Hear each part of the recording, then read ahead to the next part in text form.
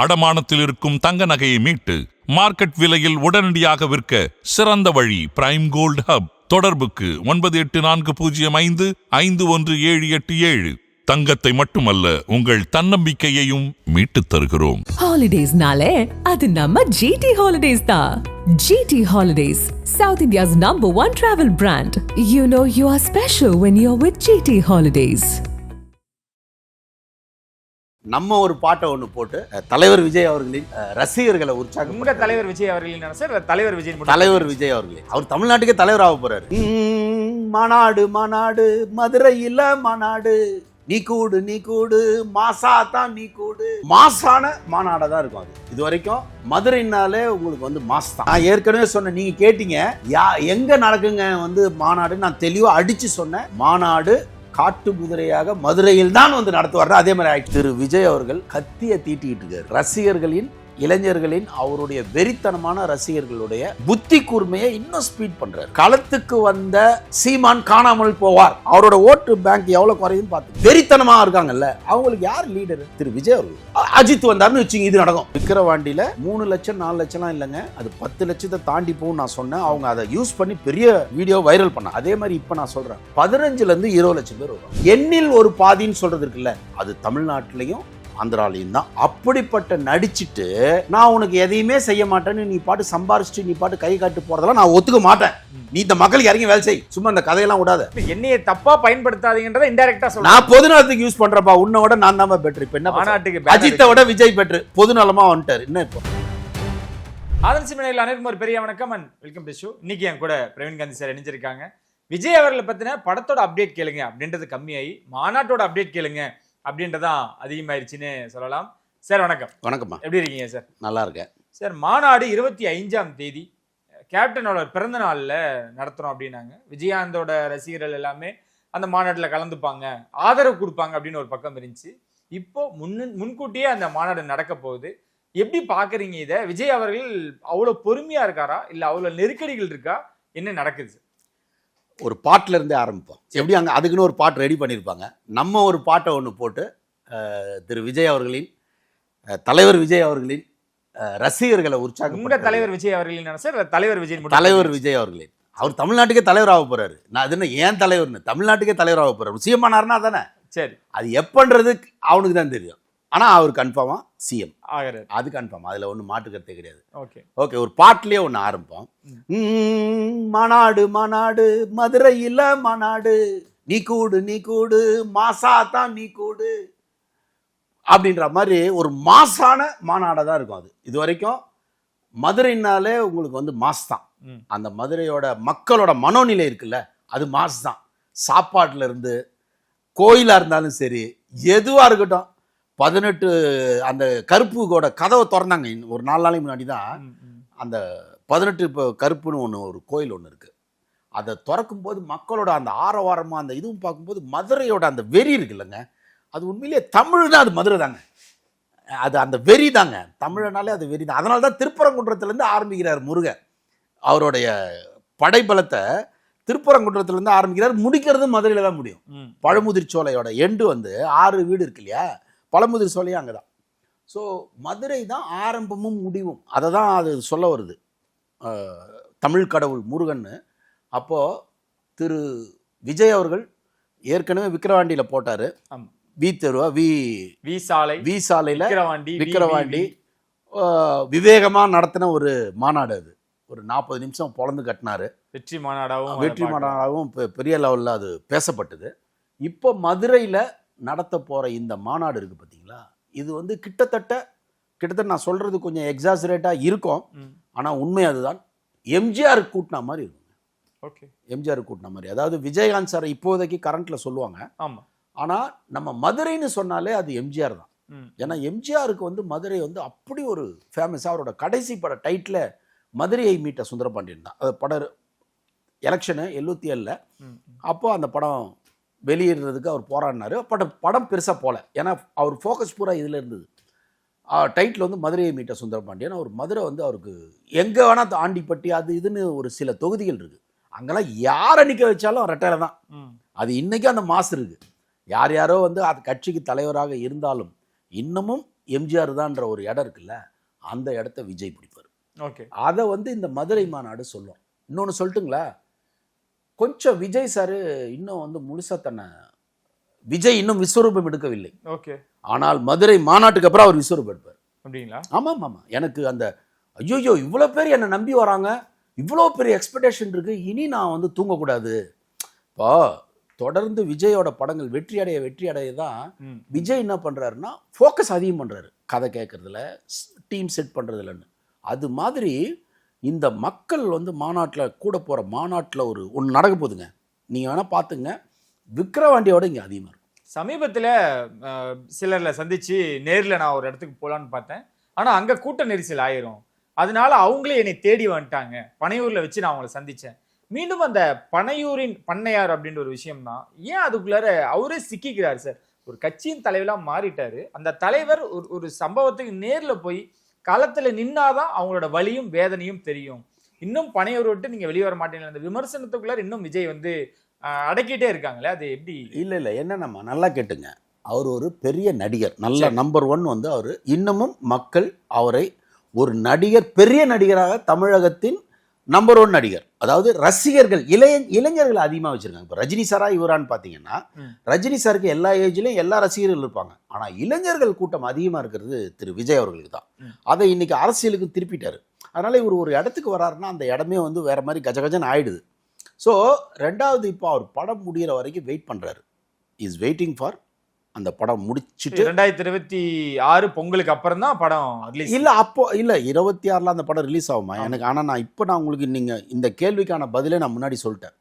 மதுரை மாநாட்டில் மக்கள் அவருடைய ரசிகர்கள் அவரை கொண்டாட போகிற விதம் இருக்குல்ல, கூட போகிற கூட்டம் இருக்குல்ல, அதை பார்த்ததுக்கப்புறம் திரு விஜய் அவர்கள் இந்த பனையூரில் கூப்பிட்டு வச்சு, அது பண்ணையார்னு சொல்கிறது என்னதுன்னாங்க, அவர் பனையூரில் இருந்து வேற ஒரு அரசியலை பண்ணுறாருன்னு சொல்லாமே தவிர, பண்ணையார்ன்றது ஒரு தப்பான ஒரு இமேஜ். அதை உருவாக்கிறார்ல சார், அது ஏன் அந்த விமர்சனம் தொடர்ந்து? இல்லைங்க, நீங்கள் என்ன பண்ணாலும் உங்களுக்கு விமர்சனம் வரணும். இப்போ திரு ஸ்டாலின் அவர்கள் மேலே களத்துக்கு வந்தால் வராருல சார். களத்துக்கு வந்தவங்களெல்லாம் நீங்கள் என்ன பண்ணிட்டீங்க? களத்தில் வந்தவங்களெல்லாம் ஓட்டு போட்டிங்களா? அப்படின்னா சீமான் தான் இருக்கணும் எல்லாத்துலேயும் நிற்கிற, பாட்டாளி மக்கள் கட்சி தான் இருக்கணும் எல்லாத்துக்கும், அவங்க களத்தில் நிற்பாங்க. கம்யூனிஸ்ட் எல்லாத்துலேயும் களத்தில் நிற்கிறாங்க. எங்கேயாவது நீங்க கண்டுக்கிறீங்களா? கம்யூனிஸ்ட் ஏதாவது கண்டுக்கிறீங்களா? நீங்க பேசவாது சேரலாம் சார். இப்ப நீங்க இப்படி சொல்லவும் இத்தனை பேர் களத்துல இருக்காங்கன்னா பேசுறோம். விஜய் அவர்கள் அந்த பனையூர் விட்டு வெளியே வர மாட்டாங்க நம்ம பேசுறோம். இந்த பேட்டியை யாரால எடுக்கிறோம்? கம்யூனிஸ்டுக்காக அந்த பேட்டி எடுக்கிறோம். கம்யூனிஸ்டின் சிறப்புகளை பேசுங்கள்லாம் கேட்குறீங்க. களத்துக்கு வராத அவங்கள பத்தி நம்ம பேசலாம், ஆனா களத்துக்கு வராத ஒருத்தரை பத்தி பேசணும்னா அது விஜய் அவர்கள் மட்டும் தானே இருக்காங்க. களத்தை நல்லா கேட்டுங்க, களத்துல வந்துட்டு கபடி ஆட்டு போறது ஒரு பெரிய விஷயமே கிடையாது. களத்தை கைப்பற்றம் பாருங்க, அதுதான் பெரிய. எப்படி சார் களத்துக்கு வராமே எப்படி? நாங்க இல்லைங்க, திட்டம் போடுறதாங்க. அதாவது நல்லா கேட்டுங்க, ஒரு கத்தி இருக்குல்ல, ஒருத்தர் ஒரு பெரிய அறிஞரே சொல்றாரு, நீங்க நான் வந்து மரத்தை வெட்டுவதற்கு முன்னால் நான் அதிகமாக செலவு செய்கிறது அந்த வெட்ட போற கத்தியை கூர்மை பண்றதுக்கு தான். ஓகே, போயிட்டு மரத்தை நான் வெட்டுறதுக்கு வந்து ஒரு மணி நேரம் நான் போராடுறதை விட கத்தியை நான் நல்லா ஷார்ப் பண்ணிட்டேன்னு வச்சுங்களேன், போன உடனே ஒரே போடலாம். திரு விஜய் அவர்கள் கத்தியை தீட்டிக்கிட்டு இருக்காரு. சரி, ரசிகர்களின், இளைஞர்களின், அவருடைய வெறித்தனமான ரசிகர்களுடைய புத்தி கூர்மையை இன்னும் ஸ்பீட் பண்றாரு. ஓகே, அது அப்படிதாங்க இருப்பாங்க, நீங்க கவலையே படாதீங்க. களத்துக்கு வந்த சீமான் காணாமல் போவார். களத்திலே இருக்காருல்ல, எல்லாத்துலயும் இருக்காரு. அவரோட ஓட்டு பேங்க் எவ்வளவு குறையுதுன்னு பாத்துங்க. நான் இப்ப சேலஞ்ச் பண்ணி சொல்றேன், நான் அவர் 8% ஒரு பந்தா காட்டிட்டு இருக்காருல்ல, 4% ஆகுதா இல்லையா? தம்பியை வாங்கன்னு வரவேற்றதும் அவர் தான், அண்ணன்கிட்ட வந்து ஆலோசனை பெற்றதும் அங்க இருந்தா. இவ்வளவு தூரம் அவர் அண்ணன் அவ்வளவு பண்ணியும் அண்ணனை காலி பண்ணணும் தான் விஜய் அவர்கள் வர. அப்படி இல்லைங்க, அங்கேயே இளைஞர் கூட்டம் யாரும் ஆள் இல்லைன்னு சீமானுக்கு போனாங்க. நல்லா கேட்டுங்க, இளைஞர் கூட்டம் வந்து ஆள் இல்லை. திரு ஸ்டாலின் அவர்கள் இன்றைய வேகமான இளைஞர்களுக்கான தலைவர் கிடையாது. ஓகே, அவர் ஒரு கட்சி தலைவர், அவ்வளவுதான். வெறித்தனமா இருக்காங்கல்ல, அவங்களுக்கு யார் லீடரு? கிடையாது, தமிழ்நாட்டிலே கிடையாதுங்க. அண்ணாமலை ஓரளவுக்கு ரீசனபிளா இருக்கிறது அண்ணாமலை. ஆனா மாஸ் யாருக்குன்னு பாத்தீங்கன்னா திரு விஜய் அவர்கள் தான் மாஸ். அஜித் வந்தாருன்னு வச்சுங்க, இது நடக்கும். அஜித் வந்தாருன்னா, ஆனால் அவரை பார்த்தா இப்போ வர மாதிரி தெரியல. ஸோ அதனால நமக்கு மாஸ் தாங்க இங்கே ரொம்ப முக்கியம். நீங்கள் என்னதான் பேச்சு பேசினாலும், என்னதான் கத்தி பேசினாலும், அண்ணாவோட கலைஞரோட பேச்சில் யாருமே பெரிய ஆள் கிடையாது. ஆனால் அவர்களுக்கு எம்ஜிஆர் தேவைப்பட்டார். எம்ஜிஆரோட குண்டடி தேவைப்பட்டுச்சு. 67 எலெக்ஷனில் எம்ஜிஆரோட குண்டடியை போட்டு தான் ஜெயிச்சாங்க. ஓகே, அங்க வீர முழக்கம் இட்டுக்கிட்டு இருக்காரு கருணாநிதி அவர்கள், அண்ணா அவர்கள். அதெல்லாம் எடுப்பல்ல, எம்ஜிஆரோட குண்டடியை போட்டு தான் ஜெயிச்சாங்க. வரலாறு அதுதான். அதனால இங்க மாஸ் தான் முக்கியம். ஏன்னா இந்த பாருங்க, தமிழில் அடிப்படையில் எல்லாருமே நல்லா பேசுவோம். விட்டா நீங்களும் பேசுவீங்க, வீட்டில் இருக்கிற பொம்பளைங்களும் பேசுவாங்க. அதனால பேச்சு இங்கே பெரிய விஷயம் கிடையாது, செயல் என்ன, எந்த அளவுக்கு ரீச் ஆயிருக்கு. பேச்சை விட ரீச் தான் இங்கே பெரிய விஷயம். செயல் நீங்க சொன்ன மாதிரி ரீச், பேச்சா ரீச்சா? ரீச் தான். விஜய் அவர்கள் ரீச்சில் இருக்காரு. ஒவ்வொருத்தருடைய இதயத்தோட, அதாவது பெண்கள் குறிப்பா நான் சொல்றேன், இந்த வாட்டி பாருங்க பெண்கள் ஓட்டு எப்படி சதறுதுன்னு பாருங்க. இது வந்து என்னென்ன குழப்பத்தை உருவாக்குன்றது அது வேற டாபிக். சரி, நிறைய குழப்பங்களை உருவாக்க போகுது. திரு விஜயோட என்ட்ரி தமிழக அரசியலே பெரிய குழப்பத்தை உருவாக்கும், எழுதி வச்சுங்க. சரி சார். மதுரையில நீங்க ஒரு வசனம் சொன்னீங்க, இந்த காட்டு குதிரை வருது மதுரை அப்படின்னு. இன்ன வரைக்கும் அதை பாருங்க, நான் ஏற்கனவே சொன்னேன், நீங்க கேட்டீங்க எங்க நடக்குங்க வந்து மாநாடு, நான் தெளிவா அடிச்சு சொன்னேன். மாநாடு காட்டு குதிரையாக மதுரையில் தான் வந்து நடத்துவாரு. அதே மாதிரி ஆயிடுச்சு பாருங்க. அதே முதல்ல நீங்க அதெல்லாம் கேட்டுக்கணும். அதான் அதை அங்கிருந்தா நான் தொடங்கி இருந்திருக்கணும். ஆனா நம்ம பேசுறதா இப்ப நடந்திருக்கு. ஓகே, மதுரையில இருந்து நான் கொடைக்கானல் ஒரு ஷூட்டுக்கு போறேன், என்னைய வழியில யாரும் பின்பற்ற வேணாம்னு சொன்ன விஜய் அவர்கள், அப்ப நம்ம பேசும்பொழுது நீங்க ஒரு கான்பிடண்டா சொன்னீங்க மதுரை தான் அப்படின்னு. கரெக்ட். அப்பதான் எனக்கு ஒரு சந்தேகம் வந்துச்சு, நீங்க தாவேக்கால இருக்கீங்களான்னு. ஸோ அதுதான் இப்ப நடக்குது. மதுரையில எதனால அந்த இடத்த சூஸ் பண்ணிருக்காங்க? 2வது மாநாடு தான், அதுல மாற்று கருத்தே இல்லை. மதுரை மக்கள் விஜயை எப்படி கொண்டாட போறாங்க, எப்படி வரவேற்க போறாங்க? அதாவதுங்க, நீங்க மிச்சம் எல்லாம் நீங்க சப்போஸ் மதுரை இல்லைன்னா எங்க தெரியுமா நடத்தணும்? திருச்சி இல்ல சேலம். இதுதான் மாசு. அப்புறம் திருநெல்வேலிலாம் லாஸ்டா தான் வரும். ஏன்னா ஜங்ஷன் ஒன்று இருக்கு பாத்தீங்களா, அது மட்டும் இல்லாம மதுரையோட ரசிகர்கள் வந்து அவங்க அளவுக்கு தமிழ் மேலையும் அரசியல் மேலையும் லவ் வந்து வேற எங்கேயுமே கிடையாது. கோயம்புத்தூர்ல மக்கள் மேலையும் ஒரு மதுரை வந்து ஒரு மாதிரியான ஊருங்க. அது தூங்கா நகரம். அது அரசியல்ல தூங்காது, பேச்சுல தூங்காது, வம்படிக்கிறதுல தூங்காது. அது தூங்கா நகரம். அங்கிருந்தானே வடிவேலு வந்தா. நம்மள தூக்கத்துக்கு காரணமா இருக்கிற வடிவேலு தூங்கா நகரத்துல இருந்து வந்தவர் தானே. அதனால மதுரை வந்து ஒரு ஸ்பெஷல் ஊர். அது நீங்க அரசியலை நிர்ணயிக்கிறதுக்கு மதுரையில் ஒருத்தரை ஒத்துக்கிட்டாங்கன்னா, சினிமாவை வந்து ஒரு இடத்துல எங்க சொல்லுவாங்கன்னா, சினிமால சேலத்தில் ஒரு படம் ஹிட்டுன்னா அந்த படம் வந்து சேலம்ல ஒரு படம் ஓடுதுன்னா டிஸ்ட்ரிபியூட்டருங்க சொல்லுவாங்க இந்த படம் ஹிட் ஆயிடும் சார். ஏன்னா சேலத்தில் கரெக்டாக ஜட்ஜ் பண்ணுவாங்க சேலம் மக்கள். அதே மாதிரி மதுரை மக்கள் வந்து அரசியலில் கரெக்டாக இருப்பாங்க. நீங்க பாருங்க, எந்த ஒரு கட்சி வளருதுனாலும் மதுரையிலேருந்து தான் அது வேறுவிடும்.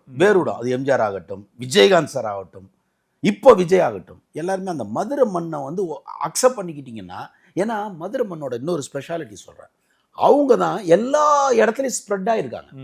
நீங்கள் தமிழ்நாட்டில் பொங்கல் அன்னைக்கு பாருங்கள், தீபாவளி அன்னைக்கு பாருங்கள், இங்கே யாருமே இருக்க மாட்டாங்க. சென்னையில் எல்லாம் எங்கடா இருக்காங்கன்னா மதுரைக்கு போயிருப்பாங்க. ஏன்னா மதுரையோட மக்கள் தான் திருநெல்வேலி மதுரை ஸ்ப்ரெட் ஆகி தமிழ்நாடு பூரா இருக்காங்க. அப்போ நீங்கள் மதுரை மக்கள் தான் அடிப்படையில் எதையுமே டிசைட் பண்ணுறவங்க, குறிப்பாக அரசியலை டிசைட் பண்ணுறவங்க. அதனால தான் அவர் திரு விஜய் அவர்கள் கரெக்டாக பிளான் பண்ணி மதுரையில் வச்சிருக்காரு.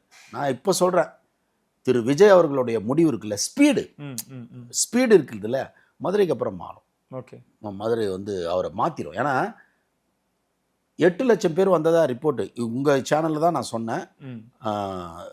விக்கிரவாண்டியில் 3 லட்சம் 4 லட்சம்லாம் இல்லைங்க, அது 10 லட்சத்தை தாண்டி போகும் நான் சொன்னேன். அவங்க அதை யூஸ் பண்ணி பெரிய இது பண்ணாங்க, நம்ம வீடியோ வைரல் பண்ணாங்க. உங்களில் நான் கொடுத்தது தான். அதே மாதிரி இப்போ நான் சொல்கிறேன், 15லேருந்து 20 லட்சம் பேர் வருவாங்க. சரி, இல்லை 26 லட்சத்தை கடக்கும் விஜயாந்தோட மாநாட்டை வந்து தகர்க்கும்ன்றாங்க. அஃப்கோர்ஸ் எந்த நம்பர் வரைக்கும் அதிகபட்சமா இருக்கும்? நீங்க சொன்ன மாதிரி 15லேருந்து 20 லட்சம்னாலே மதுரை குலுக்கிடுங்க. யோசிச்சு பாருங்க, 15 லட்சம் 20 லட்சம் பேர் ஒரு இடத்துல அசம்பிள் ஆகிறாங்கன்னா அது எவ்வளோ பெரிய கூட்டம் அது. ஓகே, அதை நீங்கள் 30 லட்சம் சொன்னா கூட நம்புற மாதிரி தெரியும். இப்போ விஜயகாந்த் சார் 26 லட்சம் சொல்றாங்க அவங்க சைடில், அம்மா சொன்னாங்க, பிரேமலதா அம்மா சொன்னாங்க. நமக்கு பார்க்கும்போது ஒரு 10 லட்சம் மாதிரி தான் தெரிஞ்சுது, இவ்வளோதான் இருக்குன்னு. ஆனால் மேபி அவங்க வந்துட்டு போனதெல்லாம் சேர்த்து பார்த்தா இருக்கும். அது மாதிரி நம்ம பார்க்கும்போது ஒரு 15-20 லட்சம் தெரியும். ஆனால் உள்ள நுழைய முடியாமல் வழியிலே நிறுத்தி அப்படிலாம் நீங்கள் பார்த்தீங்கன்னா அது வந்து 25-30க்கு வந்துடும். கிட்டத்தட்ட விக்கிரவாண்டி அப்படிதாங்க நடந்துச்சு. சார், இப்போ போன முறை நடந்த தவறுகள் எதுவுமே இருக்கக்கூடாது, ரொம்ப கண்டிப்பாக நான் சொல்கிறேன் அப்படின்னு விஜய் கொஞ்சம் கோபமாகவே அதை தெளிவுபடுத்தியிருக்காரு. உணவு, தண்ணீர், அவங்களுக்கு வந்துட்டு போகிற வசதி, அதே போல் வந்துட்டு போகிறவங்க வந்து சீராக வந்துட்டு ஒழுக்கமான முறையில் வந்துட்டு போகணும் அப்படின்னு அவ்வளோ பாதுகாப்போட விஜய் சொன்னாலும் சில தவறுகள் நடக்க தான் செய்யுது. ஆனால் இந்த முறை 1500 மருத்துவர்கள் களத்தில் இருக்கணும், தண்ணி பைப்பு போட்டு எல்லா இடத்துலயும் நின்னு இந்த பைப்பை திருவி தண்ணி குடிச்சிற மாதிரி பைப் லைன் போட்டிருக்காங்க. இவ்வளவு தூரம் கண்டிப்பா இருக்காரா விஜய்? இல்ல அப்படிதாங்க இருக்கணும். நீங்க விக்கிரவாண்டியில பெரிய தப்பு நடந்த மாதிரி தெரியல. இல்ல உணவு இல்ல, வாட்டர் பாட்டில தூக்கி அடிச்சது, இல்ல அதெல்லாம் சின்ன சின்ன விஷயங்கள்ங்க. ஏன்னா அவ்வளவு பெரிய கூட்டத்துல நீங்க என்ன பண்ணாலும் அதுல ஒரு குறை இருக்கும். ஏன்னா பெரிய கூட்டங்க, அதுல ஒரு 1,00,000 பேர்ல ஒரு 2 பேர் வேற ஆளா கூட இருப்பான். நீங்க அதை ஒன்றும் பண்ண முடியாது. வேணா பேரை கெடுக்கிறதுக்கு வருவாங்க, அதெல்லாம் நடக்கும்ல, அதான அரசியல். அதனால நீங்க அவன் தான் அந்த மாதிரிலாம் பண்ணிட்டு பண்ண தவிர, உண்மையான விஜய் ரசிகர்கள் என்ன பண்ணுவாங்கன்னா, எந்த கெட்ட பேரும் வராம தலைவர் போட கட்சிக்கும் நமக்கும் கெட்ட பேர் வரக்கூடாதுன்னு அவங்க விழிப்பாவே இருப்பாங்க. அதனால இப்போ அது பர்ஃபெக்டாவே நடக்கும். என்ன கேட்டா விக்கிரவாண்டியில வந்து பெரிய குற்றச்சாட்டு எதுவுமே இல்லை. சரி, என்னன்னா அவர் சீக்கிரம் முடிஞ்சிருச்சு மாநாடு. வந்து அவரு அதை கம்மியா பேசியிருக்காரு அப்படின்ற ஒரு வருத்தம் இல்ல ஒட்டுமொத்தமாவே சீக்கிரம் போயிட்டாங்க. மாநாடுன்றதே எப்படின்னா ஒரு கச்சேரி அது இதுன்னு கட்சி பாடல்கள் பாடி பல பேர் பேசி கடைசியா தலைவர் பேசுவார். இது எப்ப நடக்குன்னா ஒரு 4 மணிக்கு ஆரம்பிக்கும், ஒரு 9 மணிக்கு முடியும். இங்க பாத்தீங்கன்னா 4:05க்கு ஆரம்பிச்சு 6:30 முடிச்சிட்டாரு. அப்போ வந்தவங்க என்னன்னா ஐயோ முடிஞ்சிருச்சா அப்படின்ட்டு அப்படியே திரும்பி போயிட்டான். ஸோ அந்த மாதிரி இல்லாம கொஞ்சம் ஒரு கலைக்குழு அது இதெல்லாம் இருந்தாதான். இல்லைங்களா, இப்போ சேப்பாக்கத்துல சம்திங் நம்ம சென்னையில ஒரு இடத்துல ஆர்ப்பாட்டம் நடக்கும் பொழுது கூட விஜய் 3 நிமிஷம் தான் பேசினாரு. இப்போ அவர் பேசவே மாட்டாருப்பா, அவருக்கு வந்து இன்னும் அந்த பயம்ன்றது போகல, எப்பதான்ப்பா பேச போறாருன்ற விமர்சனம் வைக்கிறாங்க. ஏங்க பயப்படுறாள் ஏங்க கட்சி ஆரம்பிக்கணும்? என்னங்க இது பயப்படுறது இல்லைங்க.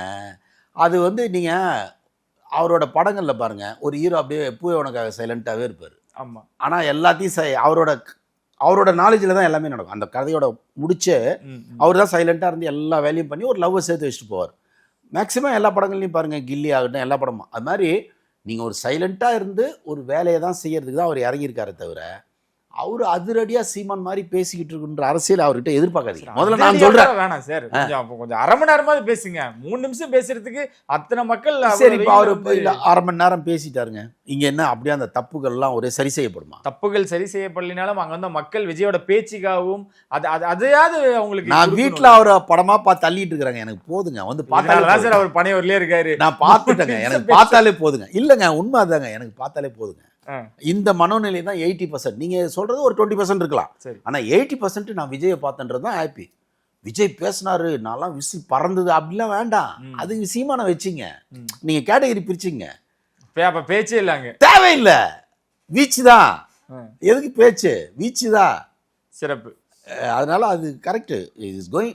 இன்னும் கொஞ்சம் டைம் அதிகமாக ஸ்பெண்ட் பண்ணணுன்றது தான் என்னோட ரிக்வெஸ்ட். இன்னும் கொஞ்சம் டைம். அவர் பேசுறாரு, பேசல, ஒரு 2 நாளைக்கு ஒரு வாட்டி ஒரு எதை பற்றியோட ஒரு கருத்துக்கள் இன்னும் வந்து ஆளுங்களை சேர்க்கறது, இன்னும் கொஞ்சம் பவர்ஃபுல்லாக தெரியறது. ஏன்னா எதிர்க்கிறது வந்து சாதாரண கட்சி இல்லை. டிஎம்கே அண்ட் ஏடிஎம்கேன்றது 60 வருஷமா ஒவ்வொரு சந்துக்குள்ளேயும் நுழைஞ்சுது. அது அதை நீங்கள் போய் அவ்வளோ சீக்கிரம்லாம் எதிர்க்க முடியாது. அப்போ இன்னும் கொஞ்சம் ஒர்க் பண்ணணும். சரி, இப்போ ரஜினி அவர்கள் வந்து ஸ்டேஜில் பேசும்பொழுது அஜித்தோட பெயரும் அவரோட வசனமும் பயன்படுத்துறாரு. அஜித் அவர்கள் வந்து 33 வருஷம் சினிமா வாழ்க்கையில் வந்ததில் ஒரு அறிக்கையில் கொடுக்குறாரு. அதில் வந்து நான் என் ரசிகர்களை சுயநலத்துக்காக நான் பயன்படுத்தலை அப்படின்றது. ஸோ இவங்க 2 பேரும் எந்த இடத்துலையும் எதையுமே மென்ஷன் பண்ணல. குறிப்பாக விஜய் ரசிகர்களை தான் சொல்கிறேன் சார். கட்சி சார்ந்தும் எனக்கும் எந்த கட்சிக்கும் தொடர்பு இல்லை அப்படின்றத அஜித் அவர்கள் ஆழமாகவும் அழுத்தமாகவும் தொடர்ந்து அவரோட அறிக்கைகளை சொல்லிக்கிட்டே இருக்காரு. ரஜினி அவர்களும் புறக்கணிக்கிறாரு. என்ன நிலை? இவங்க 2 பேரும் விஜயோட அரசியலுக்கு என்ன ஸ்டாண்ட் எடுத்திருப்பாங்கன்னு நீங்க நினைக்கிறீங்க? சுயநலமா யூஸ் பண்ணாத நடிகர்கள் அவரு, பொது நலத்துக்கு யூஸ் பண்றது விஜய்.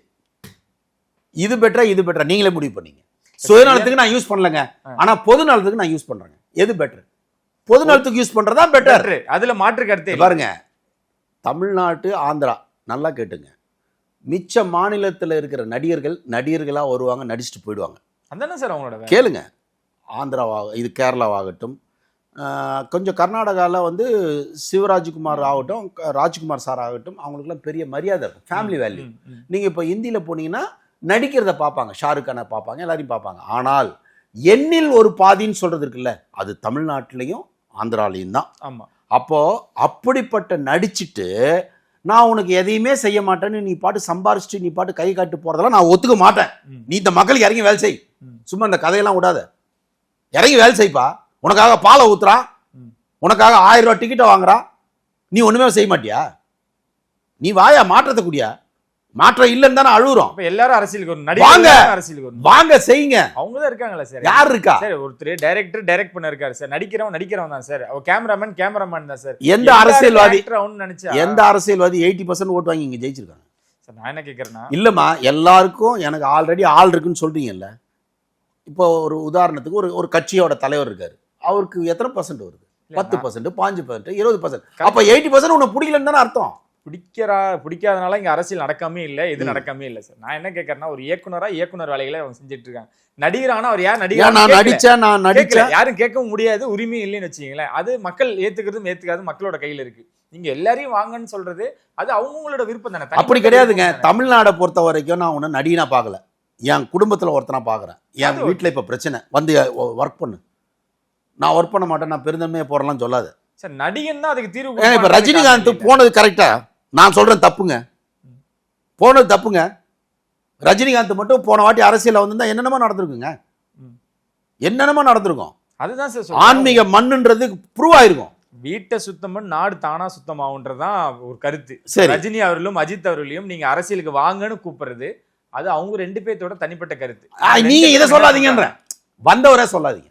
நீங்க உங்களோட அவங்க சுயநலமா யூஸ், பொதுநலன்ற நான் என்னைய தப்பா பயன்படுத்தாதீங்கன்றத இன்டைரக்டா சொல்றேன். நான் பொதுநலத்துக்கு யூஸ் பண்றப்பா, உன்னோட நான் தான் பெட்டர். இப்ப என்ன மாநாட்டுக்கு அஜித்தை விட விஜய் பெட்டர், பொதுநலமா வந்துட்டாரு. என்ன இப்போ அப்ப மாநாட்டுக்கு பேனர் யூஸ் பண்ணாது, என் பேரை பயன்படுத்தாதீங்க. அப்ப நீங்க வரவேற்பீங்க. நாங்க பொதுநலங்க, நான் பொதுநலமாக உனக்காக இறங்கி வேலை செய்யும் போது என்னுடைய தொண்டன் தூக்கி வச்சு கொண்டாடதான் செய்வான். எம்ஜிஆரை தூக்கி வச்சு கொண்டாடாதா? அவனுக்கு உற்சாகம் வேணுமே வேணாமா? நான் யாரை சொல்லி உற்சாகப்படுறது? என் பேரையே சொல்லி நான் உற்சாகப்படணுமா? எனக்கு தளபதின்னு, நான் விஜய்மே, நான் அஜித் சார் வந்தாருன்னா அஜித்துமே.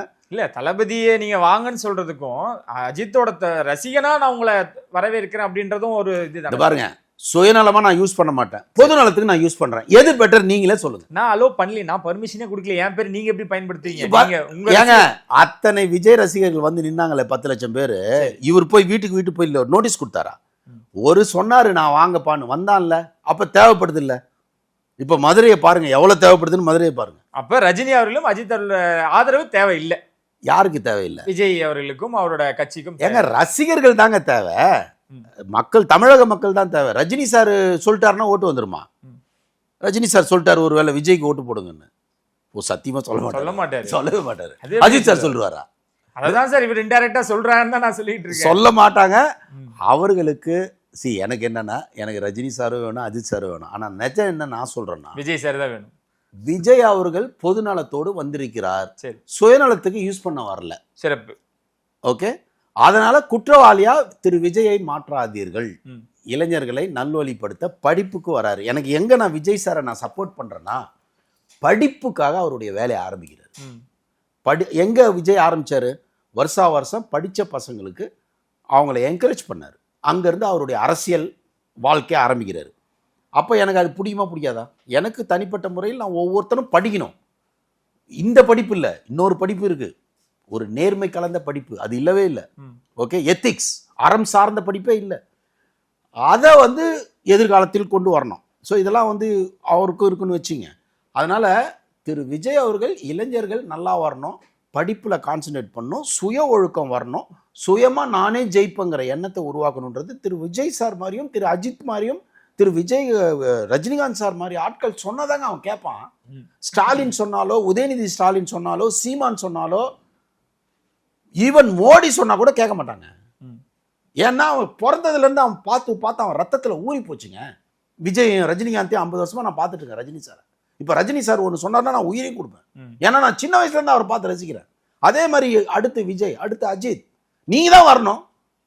நான் சுயநலத்துக்கு யூஸ் பண்ண மாட்டேன்னா அது நல்ல ஸ்டேட்மெண்ட் கிடையாது. ஓகே சார், எல்லாரும் சிவகார்த்திகேயன், விஜய் சேதுபதி எல்லாரையும் ஃபாலோ யா வாங்க, நீங்க வாங்க, நானும் வரேன். ஓகே, வேலை செய்ப்பா, உன்னை வேலை தானே செய்ய சொல்றோம். வேலை நான் சொல்றது, இப்போ ரஜினி விஜய் சாருக்கு ஆல்ரெடி 1000 கோடி இல்லை அவரோட படங்கள், பிஸ்னஸ், அது இதுன்றாங்க. ஓகே, நல்ல ஸ்டேட்டஸ்ல இருக்காரு. அந்த ஸ்டேட்டஸை விட்டுட்டு நான் மக்களுக்கு உழைக்க வரேன்னு சொல்றாரு. நல்ல விஷயம் சார். அந்த அப்படி வரதுல என்ன உங்களுக்கு பிரச்சனை? நல்ல விஷயம். மற்ற நடிகர்களோட பெயரையும் பேனரையும் பயன்படுத்தாதீங்கன்றாங்க. இப்ப யார் பயன்படுத்தினாங்க? யாரை பயன்படுத்தினாங்க? விஜயன் மாநாட்டு இல்ல, யாராவது பயன்படுத்தினாங்க? விஜயன் மாநாட்டுக்கு அஜித் அவரோட பெயரையும் பேனரையும் பயன்படுத்தியிருக்காங்க. அப்படி அவர் இன்டைரக்டா வந்து ஏன் ரசிகர்களை நான் சுயநலத்துக்காக பயன்படுத்தலைன்றது அவர் இன்டைரக்டா. இல்ல திரு அஜித் சாருடைய ஃபேன்ஸுங்களை நம்பி விஜய் சார் இல்ல, விஜய் சார் ஃபேன்ஸுங்க அதை ஒத்துக்கவே மாட்டாங்க. ஏன்னா அது வந்து எம்ஜிஆர் சிவாஜி மாதிரி தான், ரஜினி கமல் மாதிரி தான். நிச்சயமா அவங்களுக்கு அது இழுக்கா ஃபீல் பண்ணுவாங்க. என்ன சொல்லுவாங்கன்னா, அஜித் சார் அரசியலுக்கு வராதனால அவங்க ஒரு ஃப்ரெண்ட்லியாக அவர் சப்போர்ட் பண்ணுவார்னு. அவர் அதை எதிர்பார்த்தலாம் ஒரு விஜய் சார் கூட்டம் இல்லைங்க. விஜய் சாரோட கூட்டம் வேறங்க. நான் கண்ணால் பார்த்தாங்க சொல்கிறேன். 21ஆம் தேதி மதுரை என்ன நிலையில இருக்கும், என்ன மாதிரியான விஷயங்கள் அங்கே நடக்கும்? இப்போ சமீபத்தில் வெளியான மாபெரும் வெற்றி அடைஞ்சிருக்கிற பரபரப்பாக ஓடிட்டு இருக்கிற கூலி படத்துக்கு என்ன இருந்தோ இதை விட அதிகமாக மதுரையில் இருக்கும். ஏன்னா இது தேட்டருக்கு தான் கூட்டம். அது ஒரு என்ன சொல்கிறது, மதுரைங்கிற ஒரு மாவட்டமே பொங்கி வழிய போகுது. அதில் எந்த மாற்று கருத்தும் கிடையாது. நான் அந்த துணிஞ்சு சொல்கிறேன். ஏன்னா இளைஞர்கள் எதிர்பார்ப்போடு இருக்கிறார்கள். புதிய தலைவனை நோக்கி எதிர்பார்க்குறாங்க. அதை எந்த அளவுக்கு திரு விஜய் சார் யூஸ் பண்ணிக்குவாருன்றதும் ஒரு நல்ல வழிக்கு பசங்களை எடுத்துகிட்டு போவார்ன்றதான் நம்ம எதிர்பார்ப்பு. ஆனால் இந்த மாநாடுக்கு அப்புறம் திரு விஜய் அவர்கள் அதிகமாக நேரத்தை செலவழிப்பார். யாருக்கு? இந்த தமிழ் மக்களுக்காகவும் கட்சியை வளர்ப்பதற்காகவும் நிறைய செய்வார்ன்றது நான் நம்புகிறேன். நிச்சயமாக குலுங்கும். மதுரை குலுங்கியது.